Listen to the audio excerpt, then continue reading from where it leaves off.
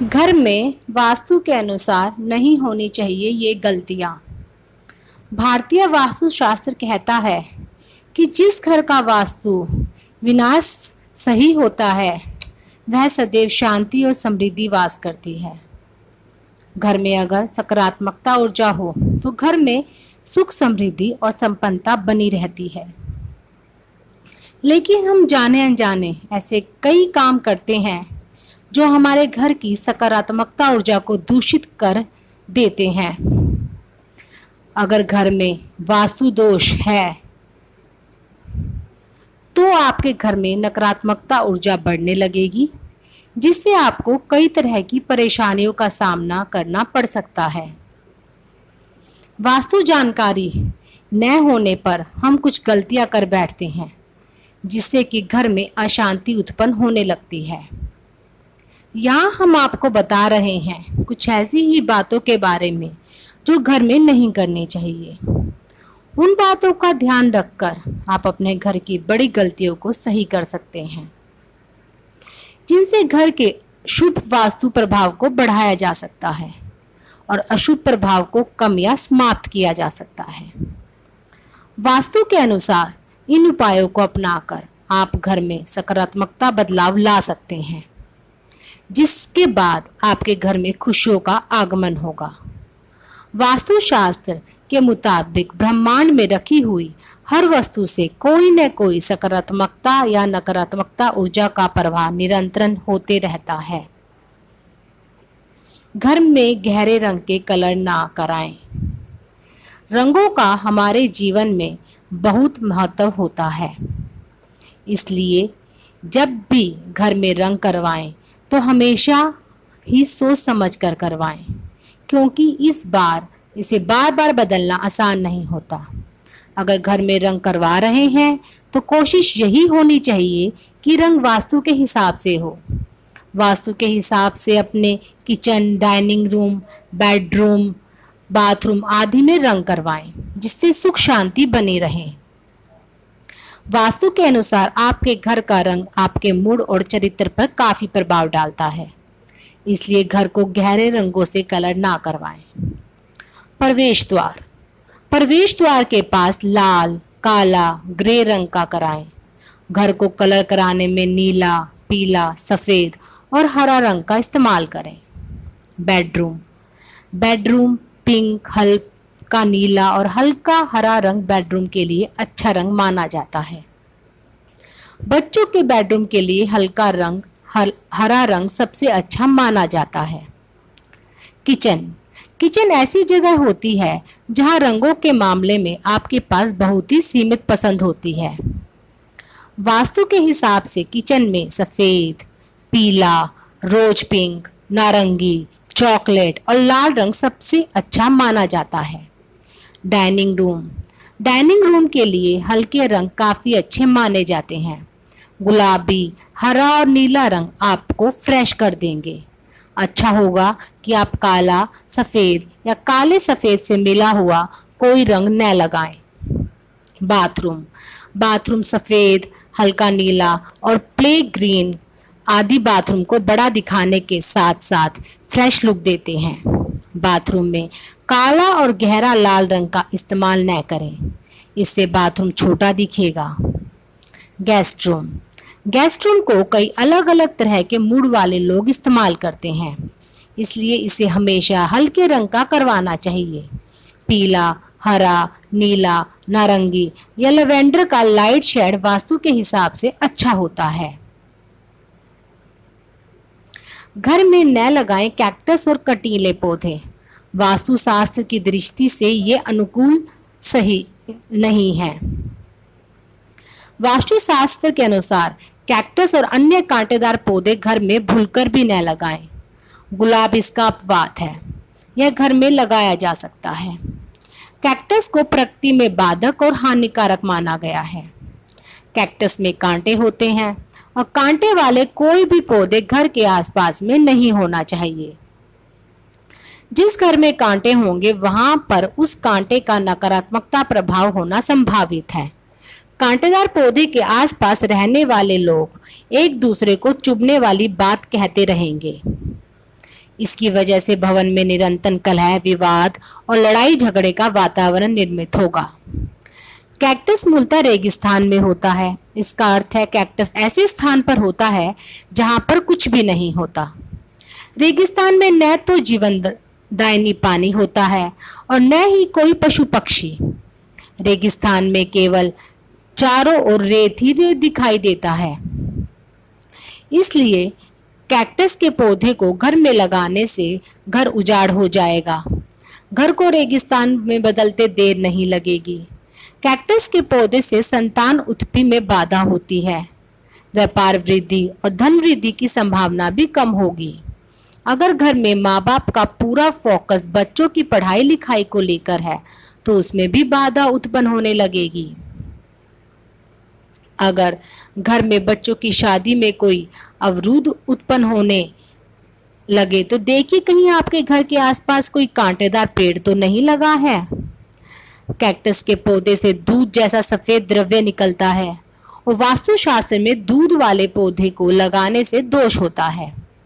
इसी वजह से कैक्टस को घर में लगाने से मना किया जाता है। पेंटिंग और मूर्तियों का चयन संभल कर करें।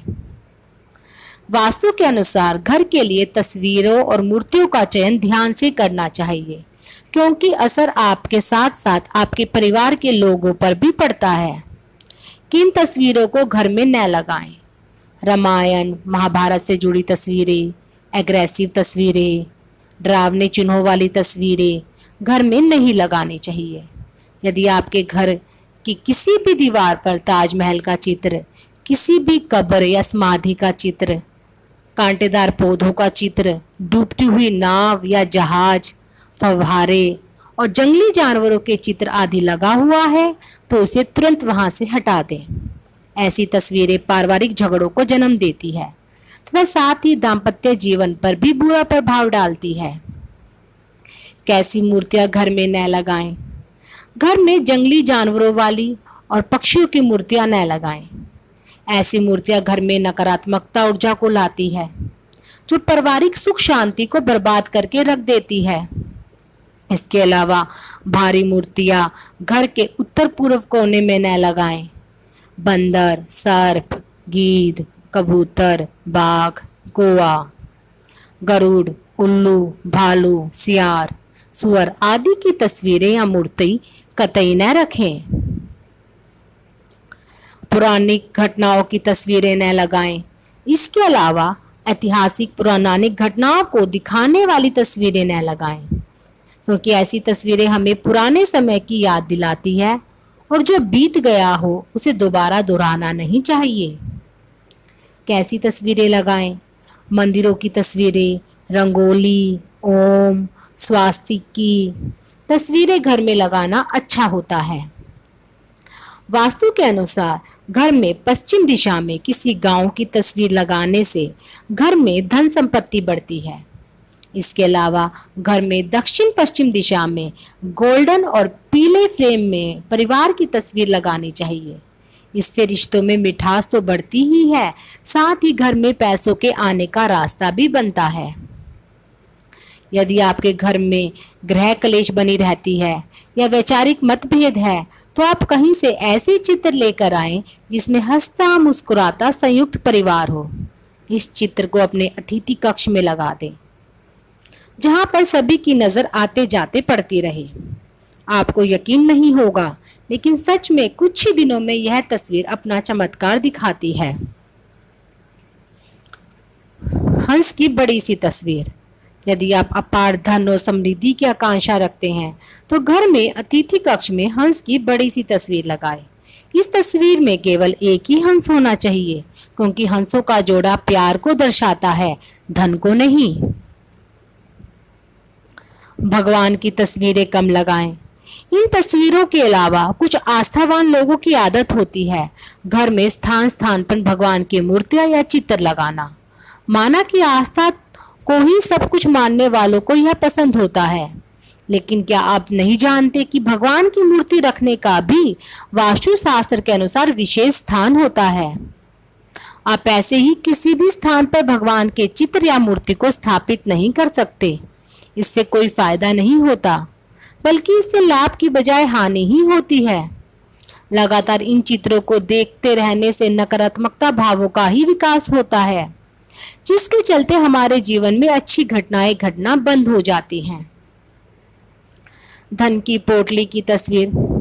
यदि आप धन को समर्पित कोई वस्तु लगाना चाहते हैं तो धन की पोटली की एक छोटी सी तस्वीर लगा सकते हैं। इसे शयन कक्ष के किसी भी कोने में रख सकते हैं।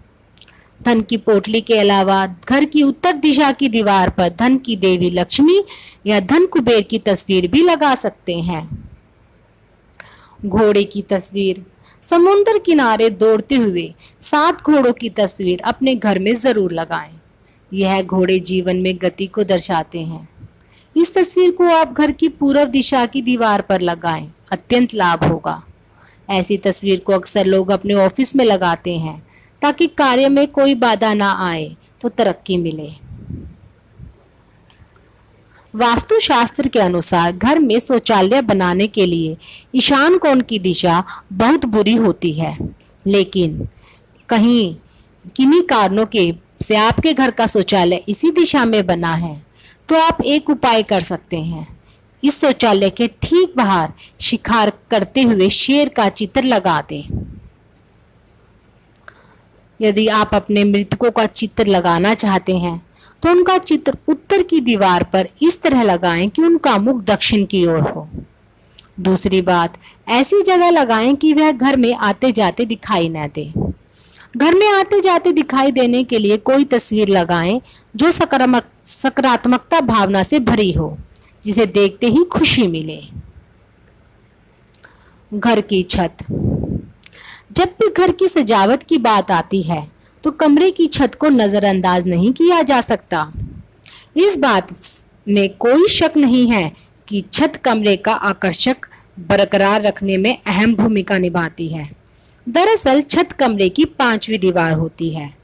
फर्श और दीवारों की तरह ही सभी घरों में छत का भी खास महत्व होता है। घर की छत पर न हो बीम। घर में बीम डलवाते समय इस बात का विशेष ध्यान रखें कि बीम के नीचे बैठना, सोना या अधिक समय बिताना मानसिक परेशानियों को निमंत्रण देना है। लिविंग रूम में बीम का होना वास्तु के अनुसार ठीक नहीं समझा जाता। कहा जाता है कि इससे डिप्रेसिंग इफेक्ट पड़ता है, जिससे घर के लोगों में वाद विवाद होता है। छत की बीम उत्तर दक्षिण दिशा में देने से यह भवन में रहने वालों पर तनाव डालता है। तिरछी छत बनाने से बचें। छत के निर्माण में इस बात का ध्यान रखें कि वह तिरछी डिजाइन वाली न हो। इससे डिप्रेशन और स्वास्थ्य संबंधी अन्य समस्याएं उत्पन्न होने लगती हैं। छत की ऊंचाई का रखें ध्यान। घर में छतों की ऊंचाई भी काफी मायने रखती है। वैसे माना जाए तो एक बेहतर छत की ऊंचाई 10 से 12 फुट तक होनी चाहिए। इससे सकारात्मक ऊर्जा ची का प्रभाव बेहतर ढंग से होता है। लेकिन यदि ऐसा नहीं होता, यानी ऊंचाई 8.5 फुट से कम होती है, तो यह आपके लिए कई तरह की समस्याएं लेकर आती है और जीवन में आगे बढ़ना आपके लिए मुश्किल होता है। आईने का इस्तेमाल नहीं। घर को बड़ा या खूबसूरत दिखाने के लिए प्राय छतों में भी आईने का इस्तेमाल किया जाता है। यह ठीक नहीं है। फेंगशुई के नियमों के अनुसार यदि आप ऐसा करते हैं तो आपकी सोच नकारात्मकता ढंग से काम करती है और जीवन में आगे बढ़ने में बाधा आती है। जरूर बनवाएं स्काईलाइट। छतों की शोभा स्काईलाइट से ही होती है। फेंगशुई के अनुसार इन लाइटों से जिंदगी में अच्छे अवसर आते हैं और इसका दायरा भी बढ़ता जाता है। इसी तरह ऑफिस में स्काईलाइट का इस्तेमाल आपके करियर के विकास में मददगार होता है, पर बेड के ठीक ऊपर स्काईलाइट का इस्तेमाल ना करें। इससे काफी मात्रा में सकारात्मकता ऊर्जा उसके द्वारा सोख ली जाती है। वास्तु बिंदु के अनुसार मकान की छत पिरामिड या मंदिर की छतों के समान नहीं होनी चाहिए। अस्तमल छत भी आकृतिक दोष के अंतर्गत ही मानी जाती है, अतः इस तरह की छतों वाले मकान दोषपूर्ण ही माने जाते हैं। भवन की छत के बीच किसी भी प्रकार का गड्ढा दोषपूर्ण माना जाता है और छत के बीच का हिस्सा चारों ओर की अपेक्षा थोड़ा उठा हुआ अवश्य होना चाहिए। छत के अंदरूनी भाग को सजाने के लिए कुछ लोग उसमें कील आदि ठोक दिया करते हैं। वास्तुशास्त्र के अनुसार छत में कील ठोकना दोषपूर्ण माना जाता है। कुछ लोग मकान के अंदर रबड़, नायलॉन, रैक्सिंग, फोम, प्लास्टिक आदि का इस्तेमाल करते हैं। वास्तुशास्त्र के अनुसार छत वाले भाग पर इनसे बनी वस्तुओं को नहीं लगाना चाहिए, क्योंकि इनके प्रयोग से उस भवन में हमेशा बीमारियों का डेरा बना रहता है। बेडरूम में चीजें बिखरी ना हो। बेडरूम एक ऐसी जगह है जहां आप आराम और शांति का अनुभव करते हैं, इसलिए वहां चीजें बिखरी हुई यानी अव्यवस्थित नहीं होनी चाहिए। वास्तु के अनुसार बेडरूम में बिखरी बिखरी चीजें नेगेटिव वाइब्रेशन लाती हैं।